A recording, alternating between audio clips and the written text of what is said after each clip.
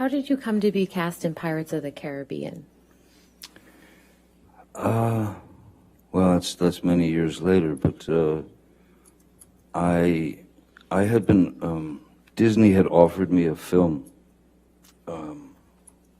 called Hidalgo, when it was about a man and his horse in the desert and stuff, and I read the screenplay, and I just didn't think it was for me. But I wanted to have a meeting with them because at that point I had a 2-year-old, 2.5-year-old daughter, and so, or 3, and for 3 years I watched nothing but animated films, cartoons from Tex Avery to Bugs Bunny to that was all I watched with my little girl, and I received the screenplay for Pirates, and it was I somehow in my mind I saw this opportunity, like a way to mesh characters like cartoon characters. For example, Wile E. Coyote gets a boulder dropped on his head and he's completely crushed, but they cut to the next scene and he's just got a little bandage on his head. So I started thinking about the parameters that were available to cartoon characters, and if they were available to cartoon characters, and nobody ever asked a question, whether you were 5 or 95, you didn't ask a question. Oh, Wile E. Coyote, of course he's still alive. So I tried to incorporate these kind of ideas into the character of Captain Jack Sparrow, so that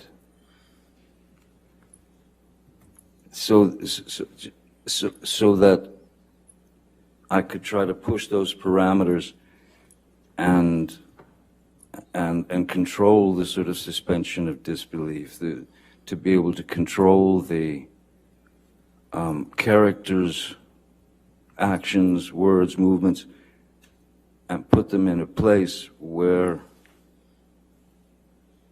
the things that he would do or say were so either ludicrous or mainly something that also something the cartoon characters can get away with things we can't.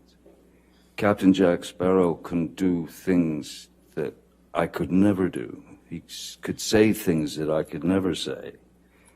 So it was for me a way to stretch the parameters of a character and take a risk in doing that. But if it panned out, I felt I was on a pretty good mission. If it panned out, I thought that it might be a character who would be accepted by 5-year-olds and 45-year-olds and 65-year-olds and 85-year-olds, and in the same way that Bugs Bunny is, You mentioned believed. You mentioned that you received the script. When was that? I'm sorry? When did you first receive the script for Pirates of the Caribbean? The first screenplay I received was 2002, I believe. Yeah, 2002. And what did you think of that script when you received it? I thought that it had all the kind of hallmarks of a Disney film. That is to say, a kind of a predictable 3-act structure, and the character of Captain Jack was more he was more like a swashbuckler type that would kind of swing in shirtless and, you know, be the hero. And I had quite different ideas about the character, so I incorporated my notes into the character and brought that character to life, much to the chagrin of Disney initially. Now, when you say you made changes to the character, how did you do that? Just, you know, in preparation, you know, the very same way that I've ever approached any character. You look for a back history. You base it on, you know, it could be anything. Like Edward Scissorhands, for example, was I based on a dog that I'd had and newborn babies. My sister had a couple of new babies, and I watched them, you know, because I thought that Edward would see things from the sort of from a place of innocence and not knowing exactly what things meant or were, and also that look of a pure, innocent child when they experience something for the first time. Those were the two main ingredients that I thought would serve the character. And with Captain Jack, again, the cartoons, you know, the Pepe Le Pew, it's like making a soup, you know. It's ingredients. It's just ingredients. There's some Pepe Le Pew in there. There's some Keith Richards in there. There's a bit of you know, I figured this is a guy who's been on the sea for the majority of his life. Quite possibly his brains may have been scrambled a bit by the sun. And also I thought that he'd been on the sea for so long that he had his sea legs, but when he got on land, he just didn't have his land legs. So he could never quite stand still. How did the film ultimately turn out in your view? I didn't see it. But I believe that the film, well, I mean, the film did pretty well apparently, and they wanted to keep going, making more, and I was fine to do that. There's great freedom in being able to. It's not like you become that person, but if you know that character to the degree that I did, because he was not what the writers wrote, so they really weren't able to write for him.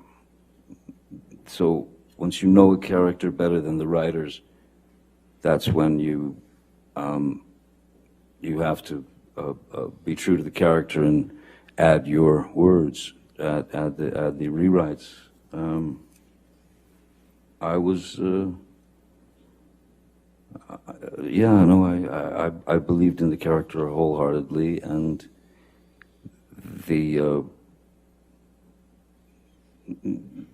initially the Disney folks were somewhat upset. Now, you mentioned that the film was, to your understanding, a great success. How did your life change after the first Pirates of the Caribbean movie came out? Though I'd been around for many years already, and people knew who I was and all that. After Pirates 1 came out, there was a completely different. It was a completely different way of life was being sort of, you know, my family and I were being plunged into. That is to say, you know, at our house in Los Angeles, you would have people trying to climb the gates to get into see Captain Jack Sparrow. You would have people trying to bust in the gates dressed as Captain Jack Sparrow. You would have and follow you and your family. So that was the moment when there was no other way but to we had to hire more security guards, and I was certainly worried for my kids' safety. And so then that's when instead of just the one guy, there became several security people, because I wanted to make sure that my kids were safe when they went to school, or when they went to Disneyland, or when they went to the mall or whatever. So yes, more security, and then just getting followed, by hordes of paparazzi and things like that. It's I've had worse jobs, certainly. I can't complain about it, but after a while you realize that anonymity has left the building a long time ago. The anonymity's gone, and that's an odd thing to deal with. When you you can't just drive down to the diner and get a cup of coffee or something. It's not possible. It turns into something else altogether. So it's it's acceptance, and of course there's a bit of sacrifice involved. I can't complain about the work that I've been given.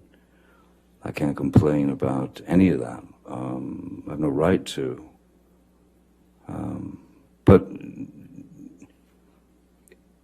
it does make you have to think very creatively when you've got little kids, about how to take them to the park, or to the swings, or to the this or that, or movie, or it becomes a strategic mission, and that's what happened after Pirates. Now, you mentioned your family. Who did your family consist of at that time? Vanessa Paradis, the mother of my children, who we were together for 14, 15 years. Myself, our daughter Lily Rose, and our boy Jack.